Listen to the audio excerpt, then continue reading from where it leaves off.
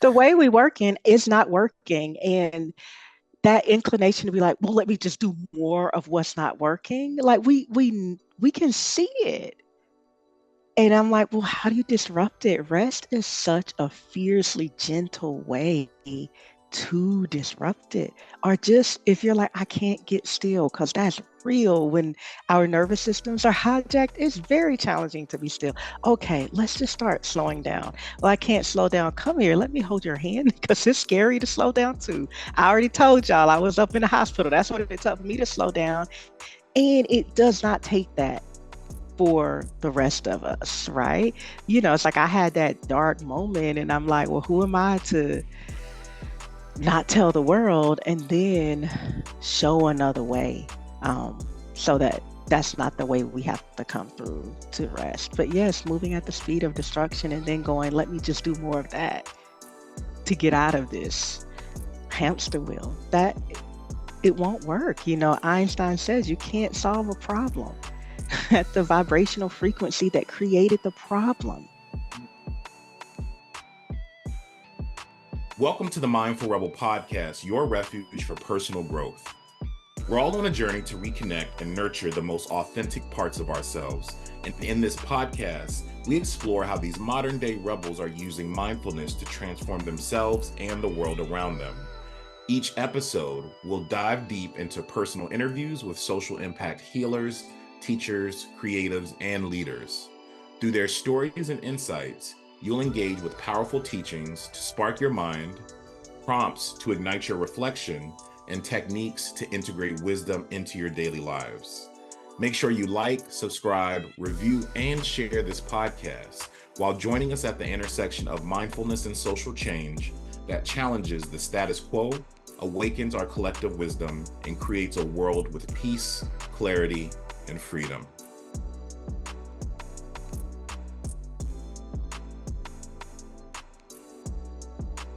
All right, welcome to this new episode of the Mindful Rebel podcast. I'm super excited to be here with none other than Octavia Raheem. Octavia, welcome.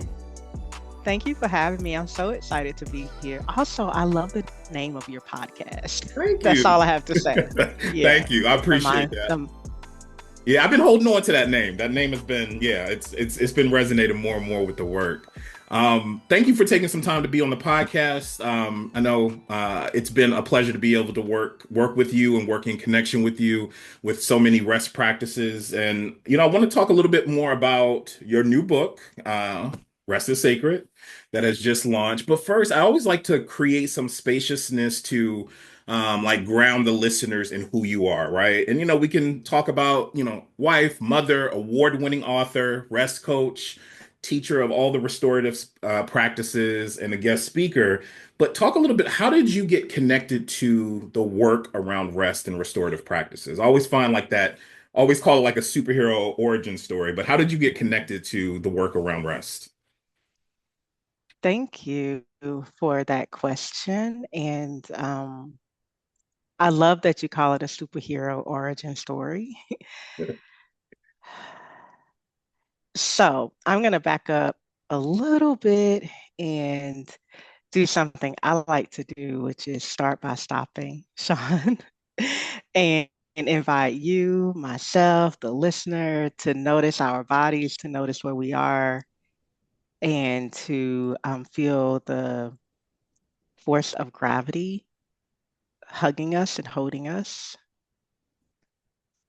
to this generous and benevolent earth and into this moment. Simply inhale and exhale.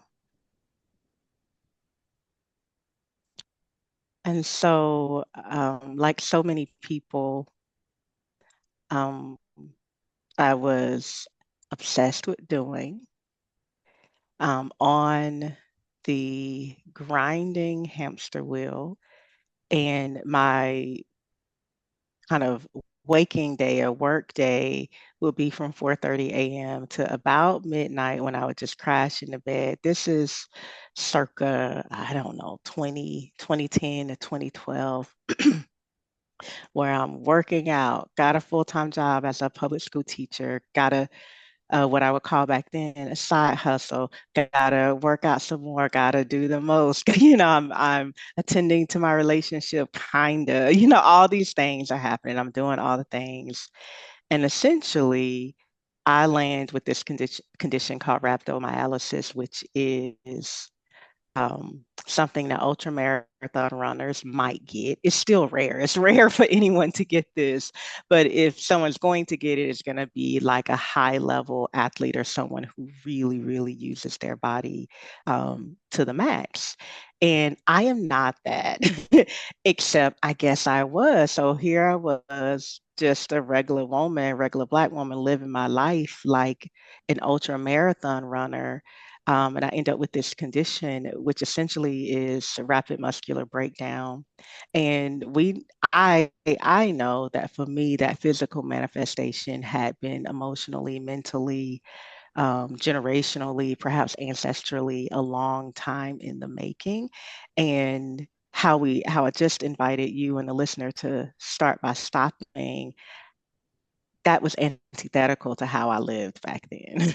And what I mean by that is like I was subscribing to can't stop, won't stop, if you feel me. And what stopped me, the only thing that would stop me back then is a physical ailment. Um, to quote another hip hop kid, I was gonna say sage, and I was like, that's taking it too far. Dr. Dre says, lay down or be laid down. And I got laid down and ultimately ended up in the hospital with this condition. And it was in a hospital bed that I had an angel slash nurse who got me all the way together and ministered to not just my body and my mind, but my heart and my soul when she asked me what I was running from. Mm. And, you know, there is the structural, the institutional, the systemic. There's so much conditioning. There's some real shit, I'm going to say, that is like, here's why we're working how we're working. And rest disrupts that. Mm. Rest is an abrupt disruptor of all of those mechanisms externally and internally. And for me, I found that disruption in the hospital room. And what the nurse said to me that kind of woke me up was be still and know. And that is Psalms 46:10 in the Christian sacred text called the Bible. And it sparked so much remembrance because it's one I grew up with. And then just deep curiosity, be still and know what. Like, I thought all the knowing was to run and chase, to do, to find out in that way.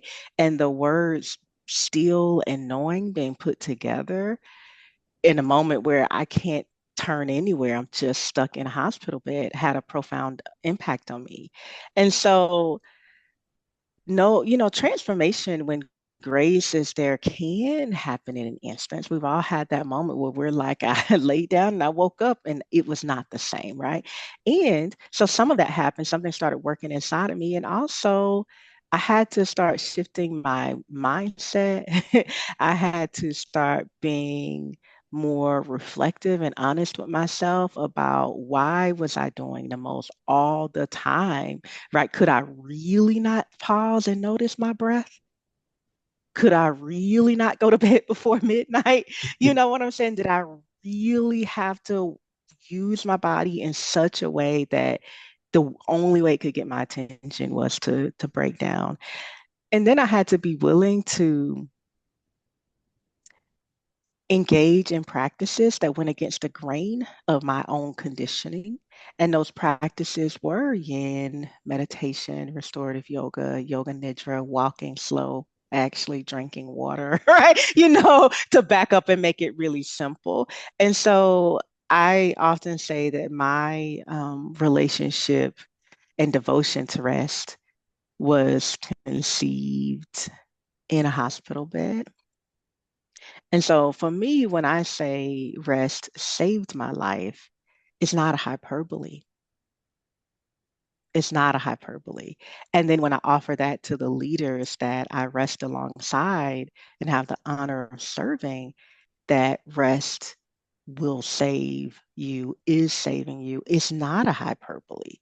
Um, so that's some of my origin story.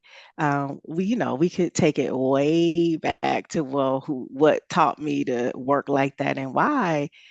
And the, I think the listeners know, no, we all know, right? We all are in this same exhausting um, System. system. Yeah. One of the things there's a question with this a thread you started to pull on. I'm gonna put a bookmark there and come back to it. But one of the questions I always like to ask authors is, Gather was an amazing book. Pause, Rest, Be has been really nourishing. With Rest is Sacred, like why now for this book?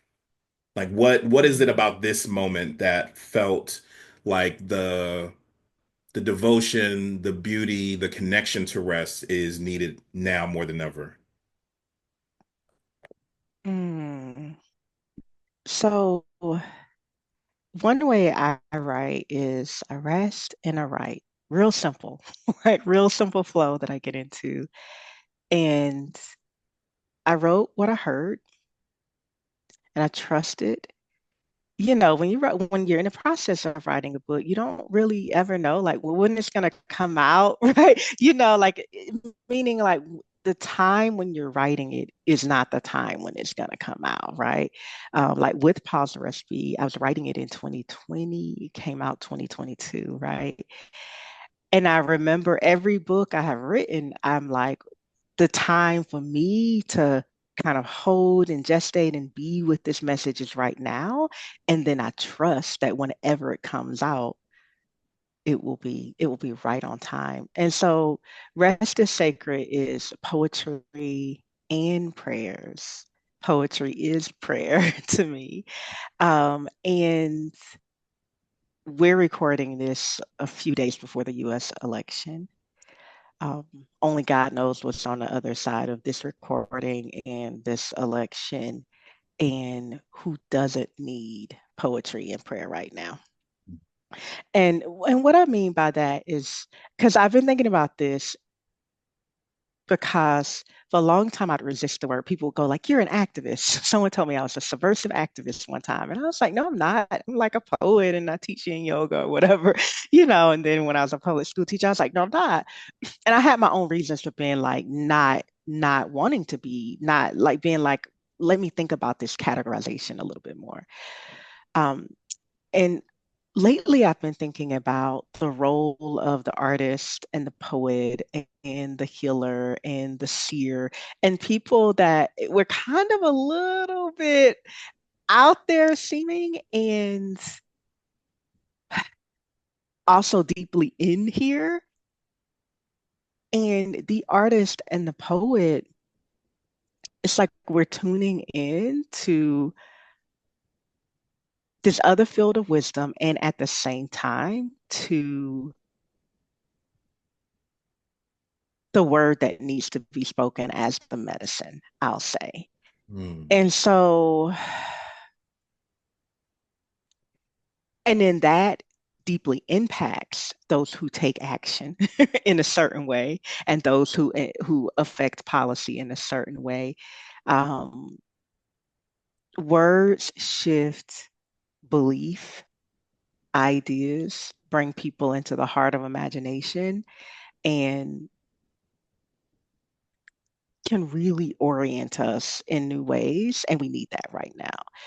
And more specifically, rest is sacred.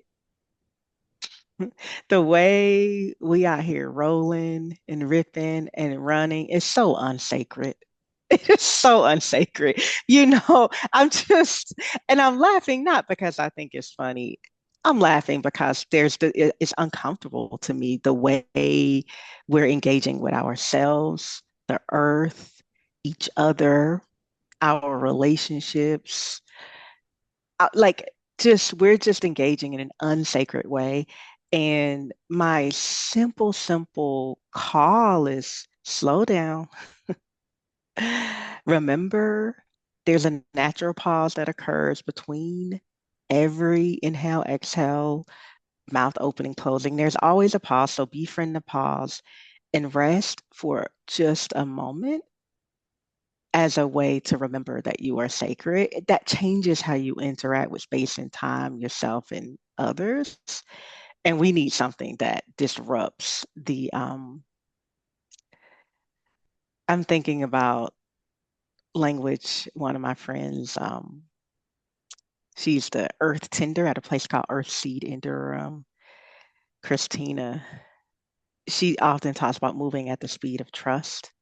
And right now, I feel like we are moving at the speed of destruction.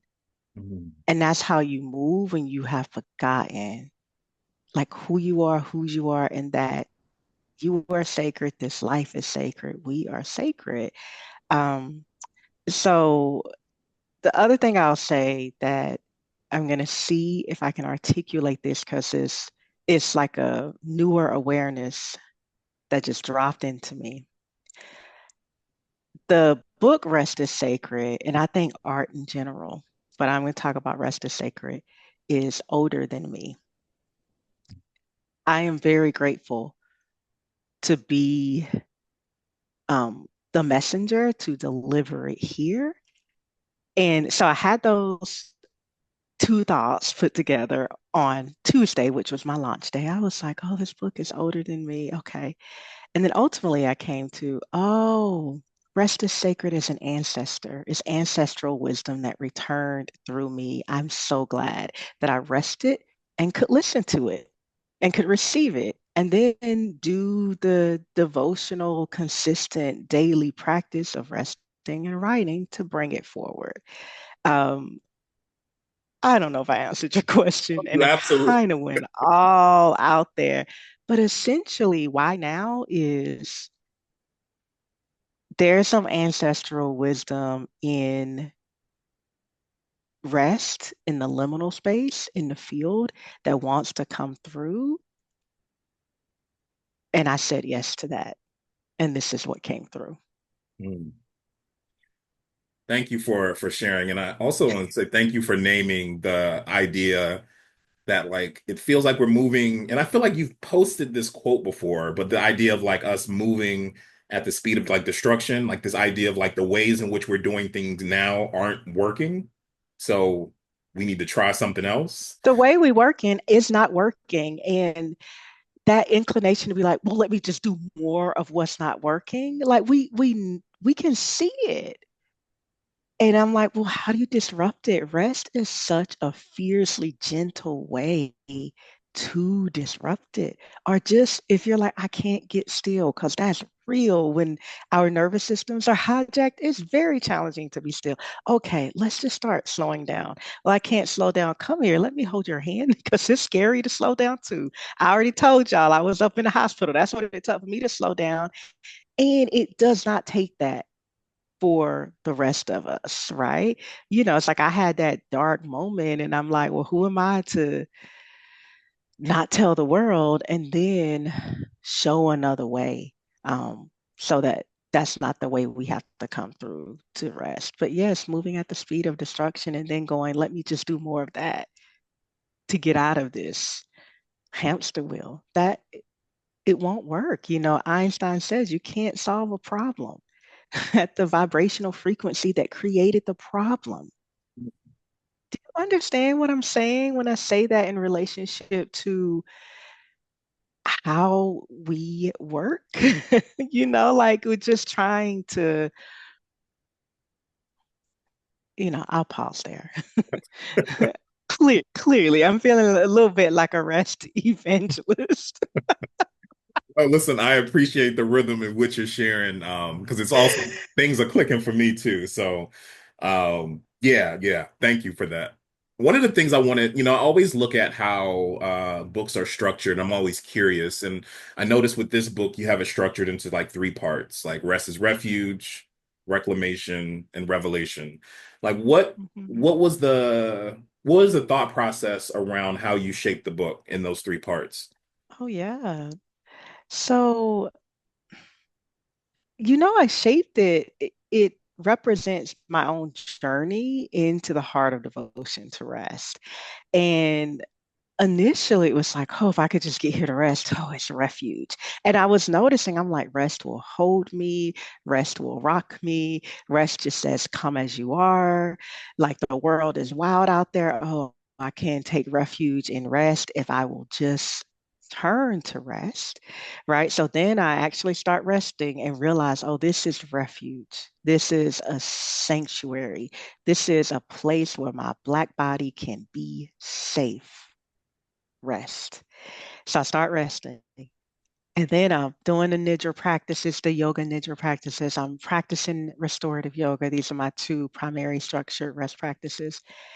And I start having different visions and memories float up to the surface. Gather came forward. My first book, Gather, was because I had this memory that was somewhere buried that I couldn't access until I rested, of little me just writing and writing and writing and laughing, and the joy of just creating reawakened inside of my body when I was resting. I had really forgot. I had, like I love writing. That is very clear, but like it can be joyful and I can just do it. And so that's where remembrance come from. I took refuge in rest. I started to remember who I am, whose I am, before I had a name. All of these, it sounds out there, but it's really in here type things. And remembering dreams that I had pushed to the wayside and the grind and then all the other stuff that came back to me. But not only just that came back to me and I returned to it, I started getting insight into how to actualize my dreams in ways that, like, and I could go on to testify because my life is radically, profoundly different than it was before I was really intentionally devoted to rest. And the things that they're kind of external markers of success, like my dream house or this or that, I didn't get those before when I was hustling and grinding myself to the bone and just completely misaligned with my divine destiny and purpose. Those came when I rested, took refuge, and started to remember who I actually am. Amen. So that's the middle part of the book.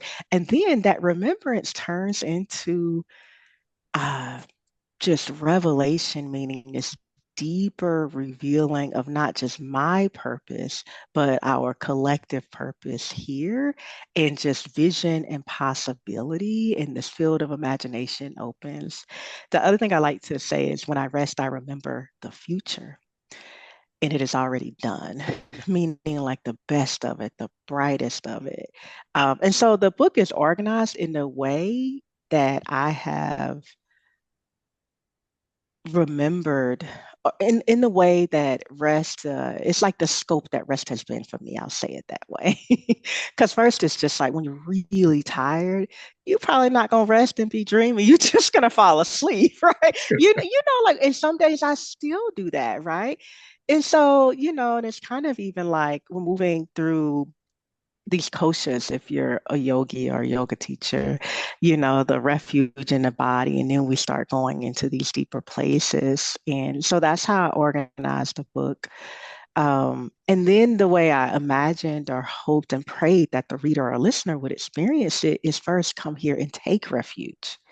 Like we need that. You need that. You deserve that. This is for you. Rest is a safe place. And then you have more capacity to remember, and then you have more capacity to be open to revelation. And so it's how I have experienced rest, and how I also hope people who read it and start resting with it experience rest as well. Beautiful. Thank you for sharing. The thread that I wanted to pull on from like your earlier answer, and I think it probably connects to your work as a rest coach for leaders. But in this podcast, we do a lot of interviews where we talk to leaders. And for me, I'm very expansive on, leaders. I think about teachers as leaders, organizers as leaders. Yes. Um, why is it so important, or even thinking about the context of the work that you've been able to do for leaders to be able to prioritize that level of rest? Mm. So if we just go back to refuge, remember, and revelation, which is revealing. David White, one of my favorite poets, says, when your eyes are tired, the world is tired too, right? Like when your eyes are tired, you are what's the quality of the lens you're seeing through? And another thing I say to my leaders is that leaders don't chase, they set the pace. And unfortunately, though, I see a lot of leaders just chasing, and I'm like, well, if we even define leadership, it is pace setting. I'm not chasing, and so part of it is like just on the super practical, leaders need refuge. And I would even like, I'm thinking about caregivers as leaders, people who lead in their households. I'm thinking about leaders in faith communities, like, self leadership is real work too, right? All the levels that we can lead. Um, and so, on just a physical level, the level of decision making and strategizing and movement, all of that that happens just demands that you actually need refuge. And then in the hustle, the bustle, the always doing, what I also notice is sometimes it's easy to forget why you even started. What is my purpose here? Wait, who am I? All of those things get lost. And that's the compass that keeps us toward the North Star of what it is we're actually doing when we're leading. And then leaders need to be visionaries.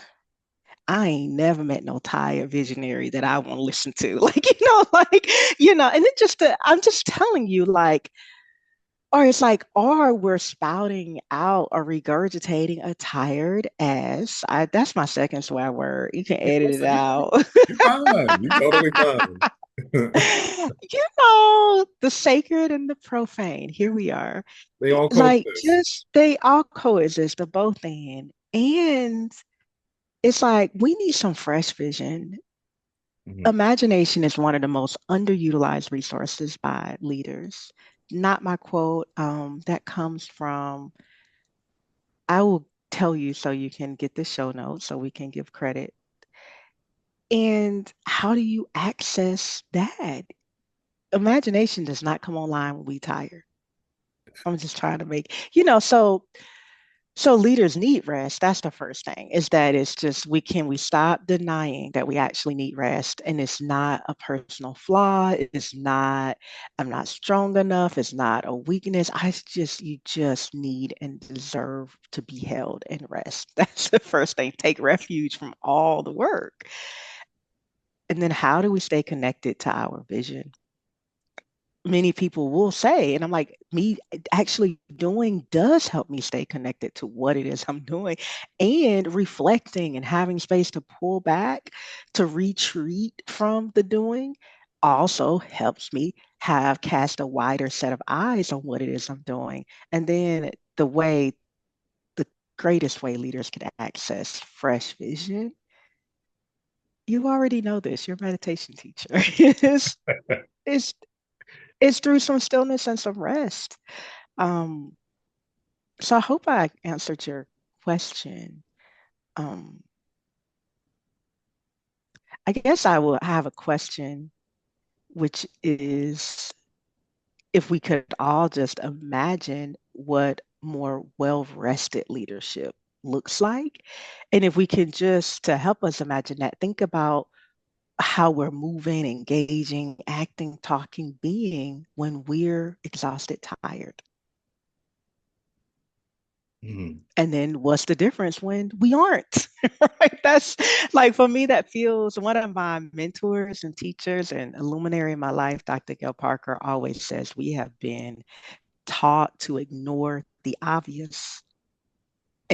And some of what I'm saying, some of what you teach and share, it is actually obvious. It is obvious why we want the pilot to be well rested.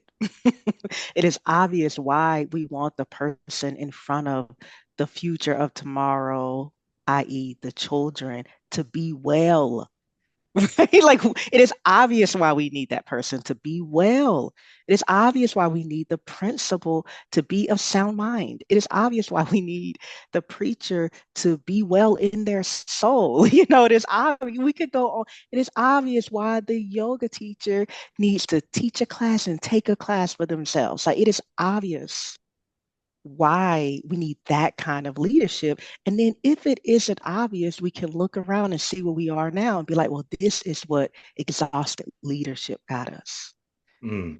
You understand what I'm saying? Like, and so, but I guess what I also say is people often go, well, where do I start? This sounds so good. I'm tracking or I'm curious or I'm really irritated with what I'm listening to, which means that there's some friction occurring, which is actually a beautiful thing. Something's being stirred up.